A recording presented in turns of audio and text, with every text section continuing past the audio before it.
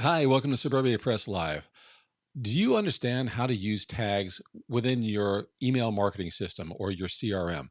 Basically, tags are information that you can use to identify people or to automate systems. And that's what we're going to talk about today. You're in the right place. I actually got this request from somebody, and we're going to take a dive into it today. And if you have any questions, please let me know. And also, if you stick around to the end, I've got something new that's going to be coming up that I kind of want your opinion on. So please feel free to give me feedback. Whether you're seeing this live, let me know in the comments. If you're seeing this after it played, let me know in the comments of the YouTube video. Or you can email me at support@suburbiapress.com. Whichever way is good for you, that's good for me too. All right, why don't we go ahead and get started?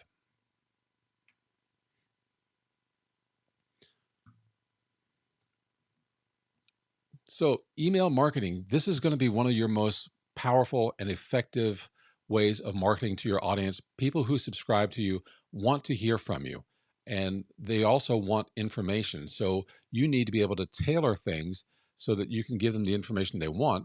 One of my sayings is never send an email to somebody that didn't want to receive. And the way you do that is through segmentation, and you can do that partially with lists, but also you can use that with email tags that kind of help you identify people. And I'll show you a structure as we go through this. So this is the comment that actually made me think about doing this today. So gentleman M Kirby 2000, and he checked out one of my videos on Fluent CRM, and he was going over a few things, and he said a video going over naming conventions and groupings for tags and automations would be helpful. So today we're going to be going over the naming convention that I use for tags, and I hope this will be helpful to you too. So, what is email marketing tagging? Basically, it is a matter of using tags to group subscribers based upon their behavior. So, you're going to see the actions that they take and also kind of information that they provide, whether by clicking links or by the actions that they take in your automations, will give you a little bit of information. Another thing may be how did they get on your list? So, you can use tags to create email funnels, target specific subscribers, which again would be a way of segmenting people, and attract the success of your campaign. So you can find out from tags where somebody is in an automation funnel, and then you can see as a result how many people got tagged with maybe what your success criteria is. So let's give you a few ideas for uses for tags. And basically, as we were kind of talking about, this is to identify your audience. The first example is to trigger an email marketing campaign. And if you have an automation, it sits there waiting for some kind of signal. In Fluent CRM, which is the tool that I use, but also in many other email service providers' tools, they can wait for something to trigger them. It could be a tag or maybe when somebody's added to a list. In my case, I like to use a tag. And this automation sits there and waits until somebody gets the tag assigned to them. And we'll go over what those tags will look like later on in this little section. Segment your email subscribers. Do they have interests? Have they interacted? So, for example, maybe you have a free download that you gave them. Well, that free download may trigger other automations that say, hey, since you're interested in this, perhaps you would like to know more about this. Or maybe you give them a short course or series of emails that unpacks and expands on the download that they just got. So the idea is you can segment your email subscribers and then you know what they're interested in so you can give them more content that interests them. Track your customers and email campaigns. So again, there are status signals that you can go through.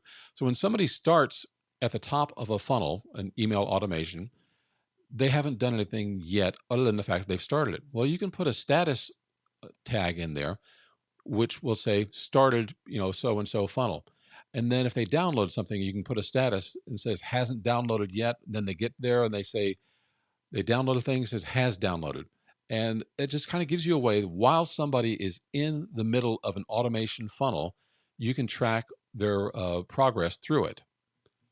So, how does it benefit your business? You can track status and history.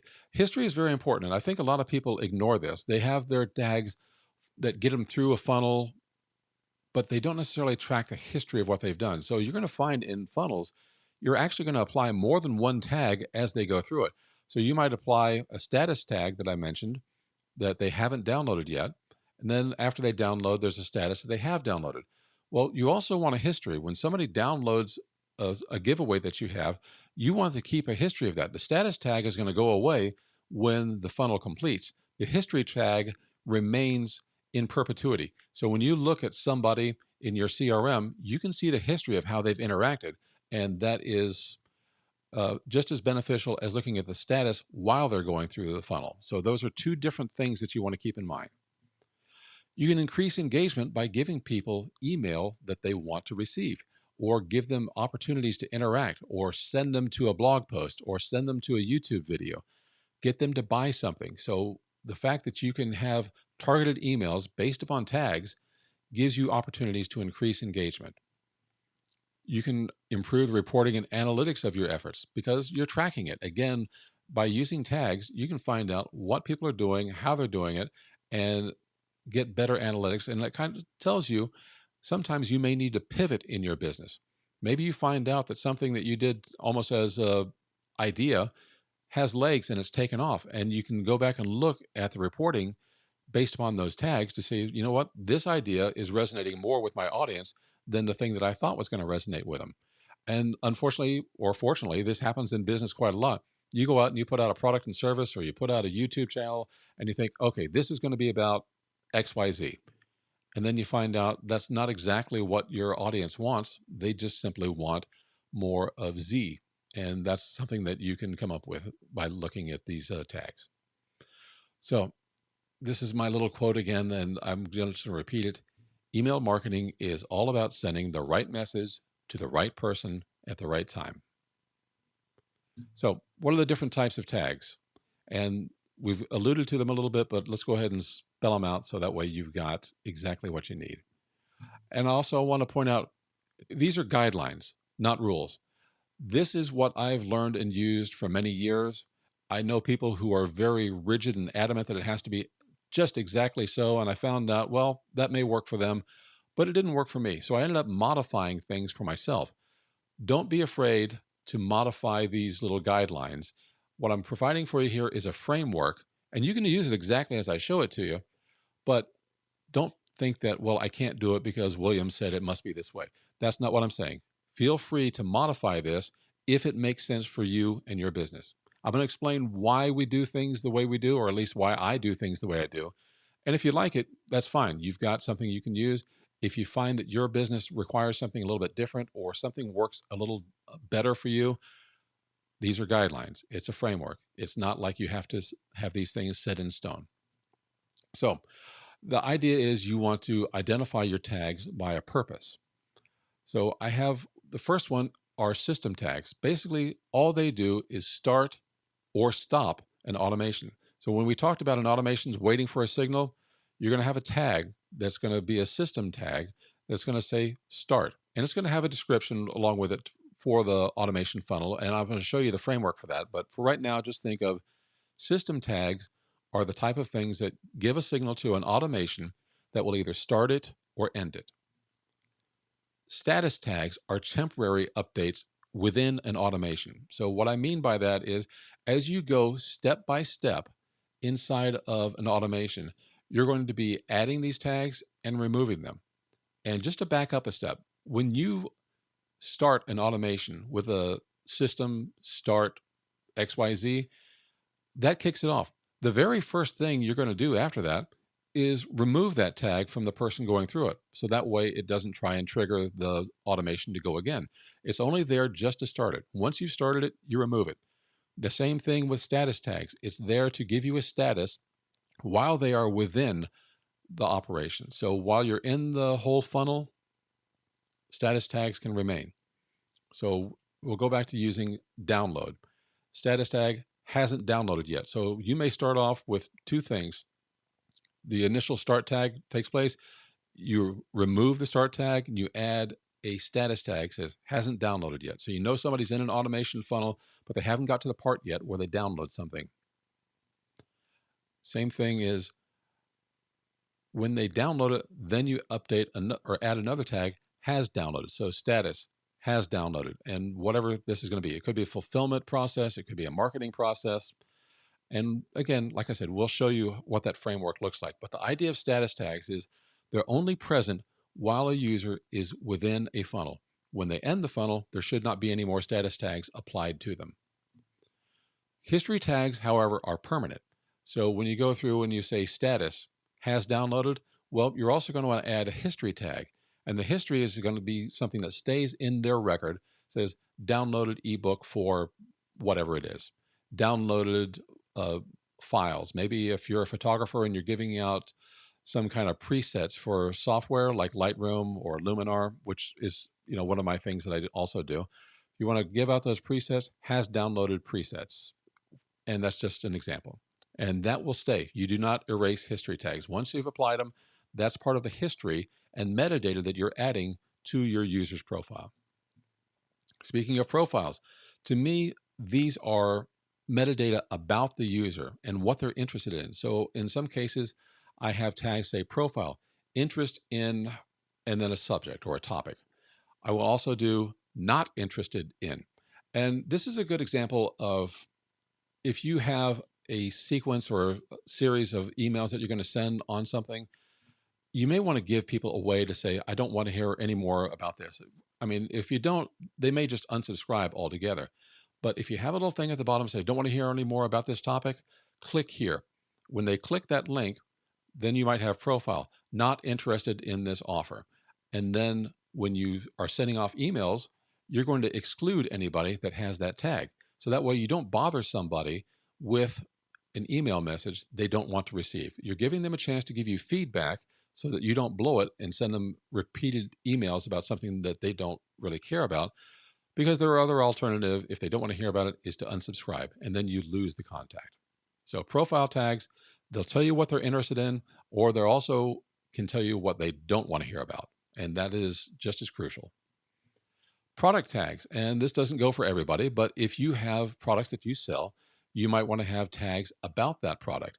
And again, product tags could also partially be profile tags, but I kind of like to separate them out because some people have tons of products, and adding that to the profile tags is probably going to get a little bit messy. So that's my reason for separating them out.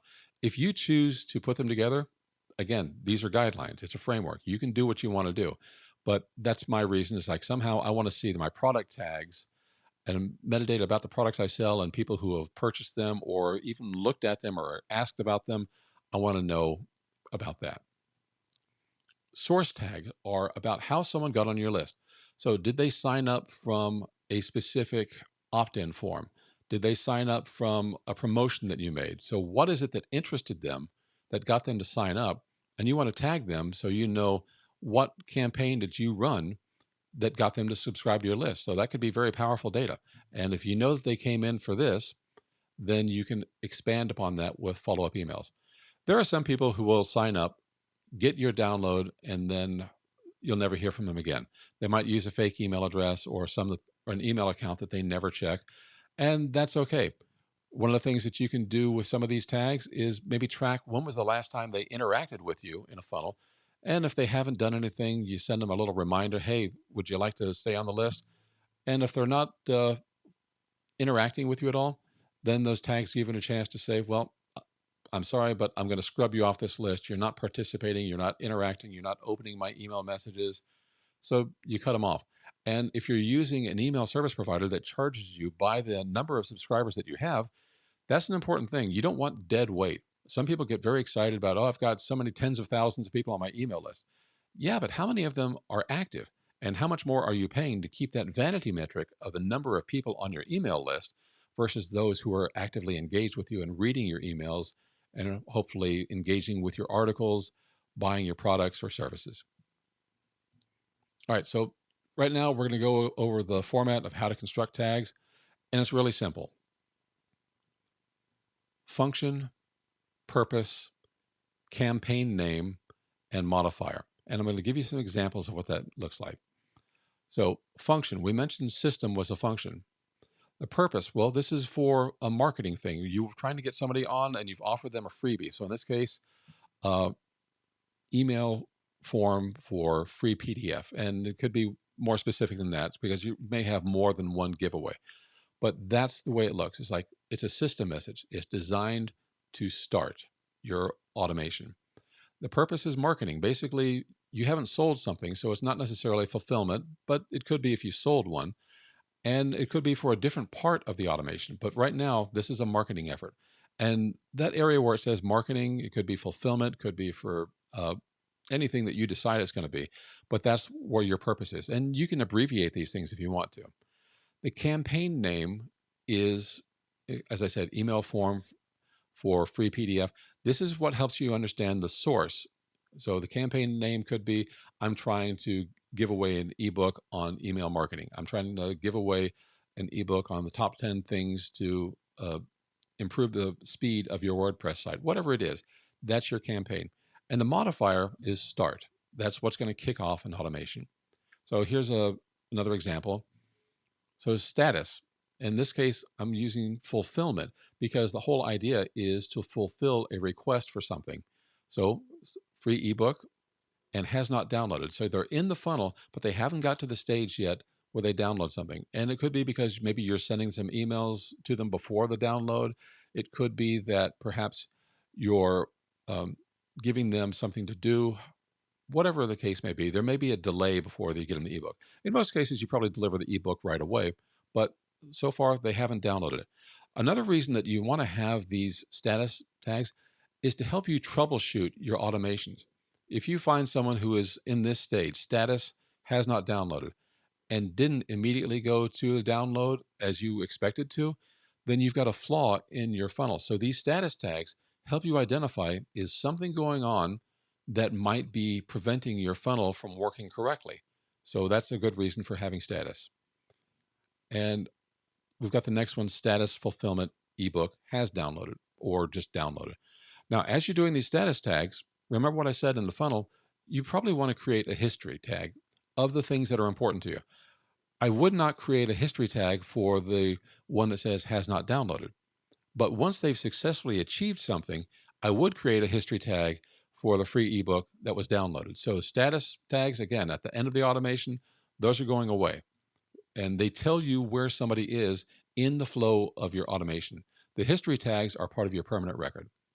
And of course, there's the history tag. So it's downloaded. So you're going to put the status, you're going to put the history, and then you're going to remove the status because they've downloaded. At least you're going to remove it when they get to the next stage. And if that's the last stage, then you can remove it before you end your automation.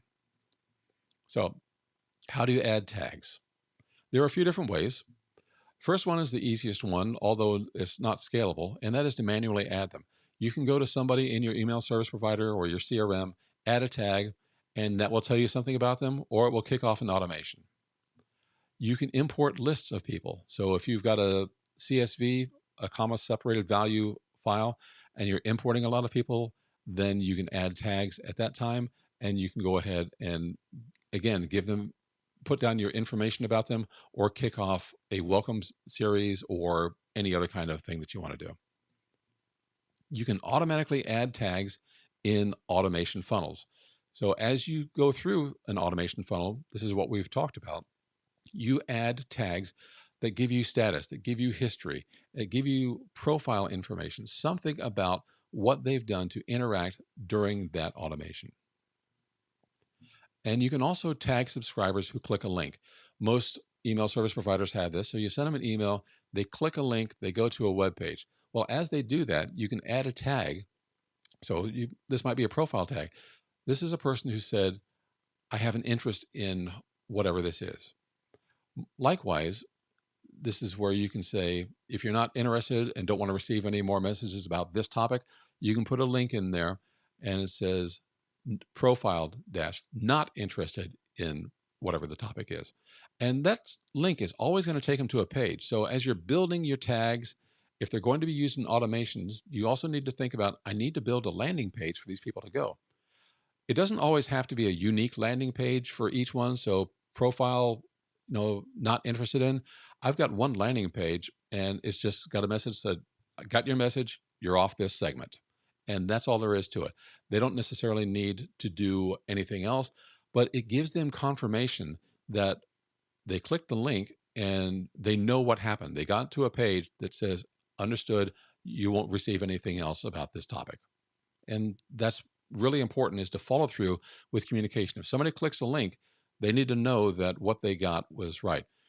I was mentioning something in my last live about a place that didn't do communication very well. And when my wife was on their page and sending a comment on, their on-site contact page, well, there was nothing after it was done. It just went back to the home page. There was nothing that confirmed that they got the comment, that there was any success there.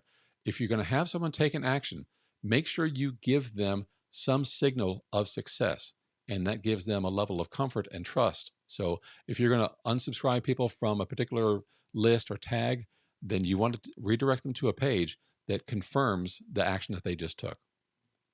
So here are some ideas to use in for tags in email marketing. So engage inactive subscribers. Give them a chance. If someone is not responding to you, there are a couple of reasons why. One, they're just not interested. Two, it could be that your tracking system is relying on a pixel that goes in your email messages, and they have a system that just isn't tracking it. Or maybe Apple now has different email addresses so that you don't really know what their address is, but it kind of routes messages back and forth.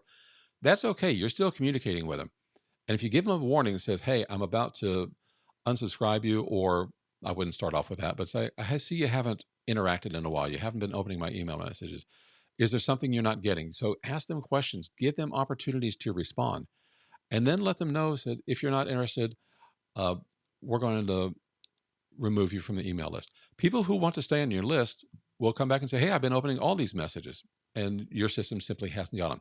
So that's an opportunity for you, one, to save a customer or a contact at least, and two, give them another tag that says, okay, these people don't, their system doesn't respond to my tracking that shows who has or hasn't opened up a message.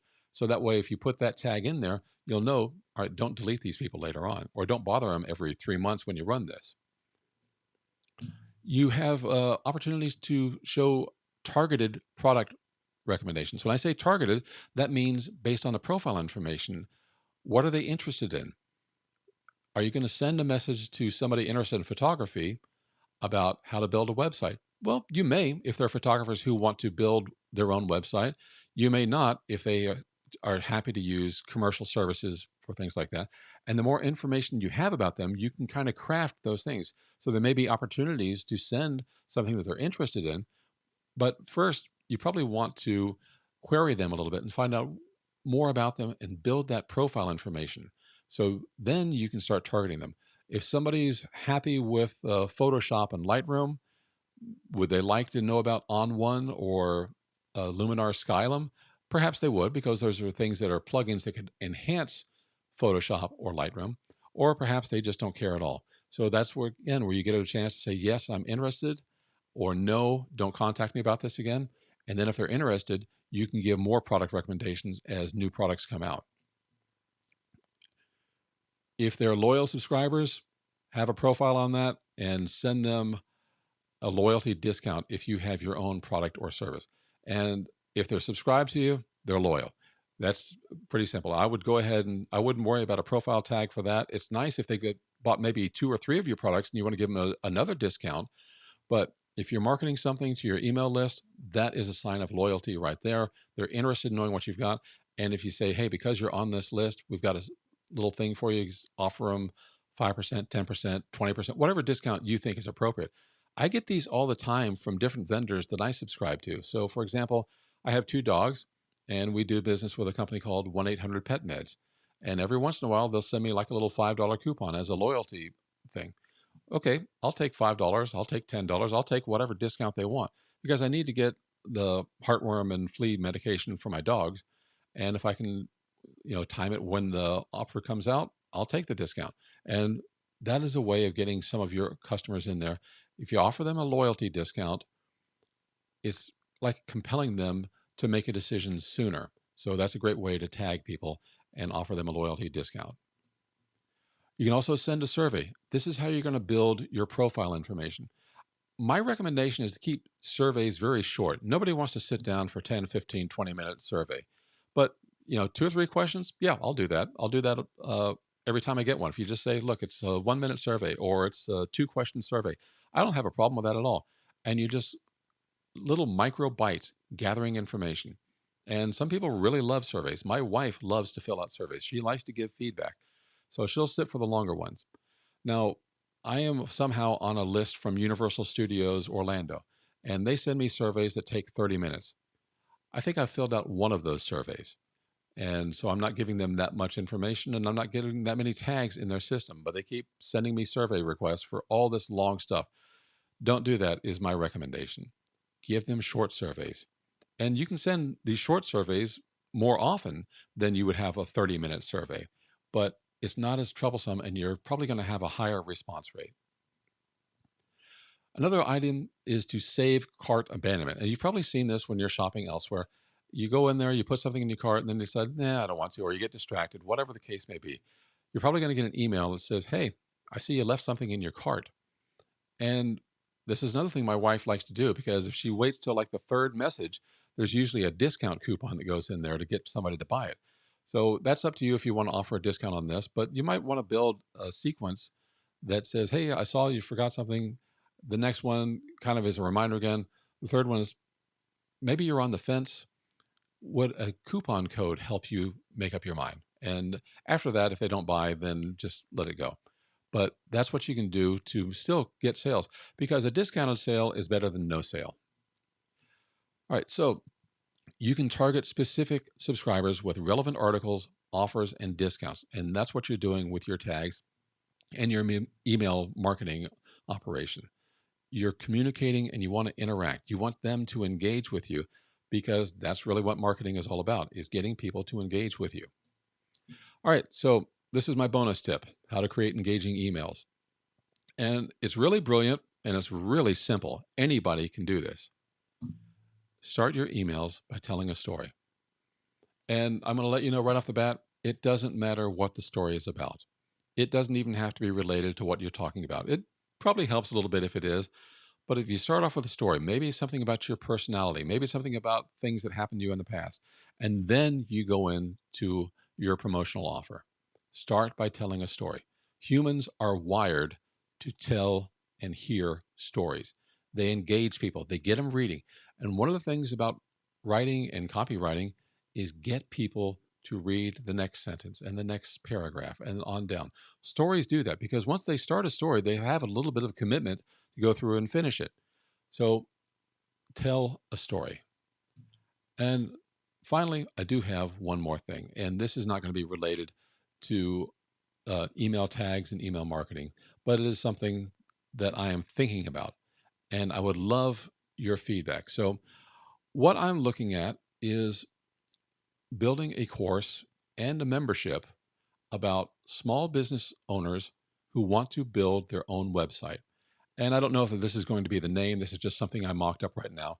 But I'd love your feedback. The idea is I get contacted by people who want a website built, and then they find out how much it costs and it's outside of their budget. And to give you an example, professional website builders will charge $6,000 or more for what they call a brochure website, which is basically a home page, a contact page, an about page, and not much else. As you start adding more content onto the page, the prices go up. So you can spend thousands, tens of thousands of dollars on building a website if you hire a good and competent professional. Well, I'm going to brag a little bit. I am a good and competent professional, and I can show you how to do it for much less.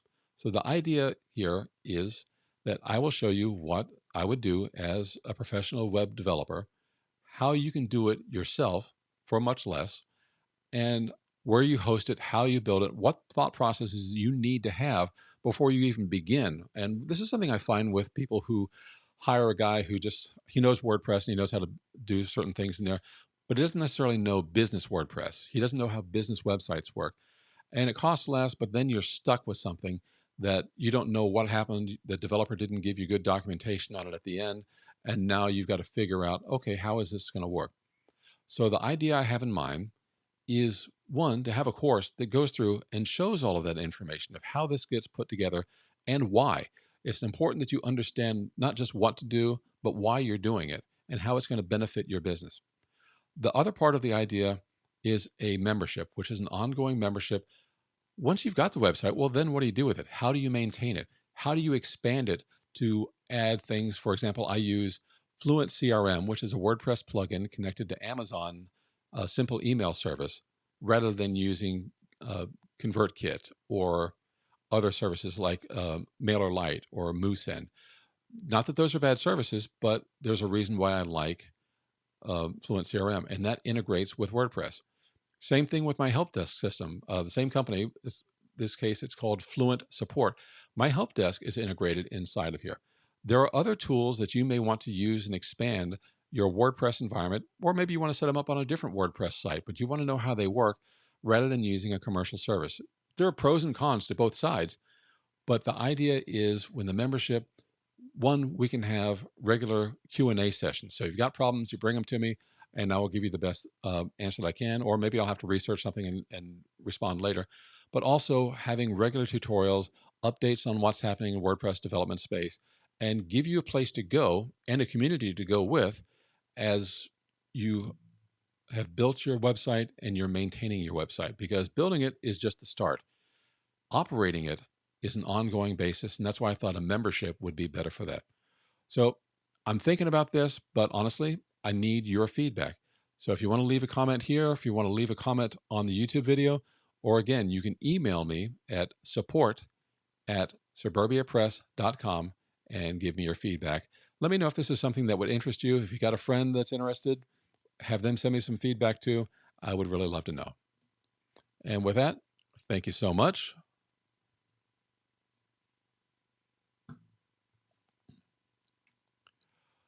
All right, so it's just you and me now. I am really happy to see that we've got interest in some of the things that I'm sharing. I want to do more of what you're looking for, and we're going to continue this weekly on Thursdays at noon Eastern time.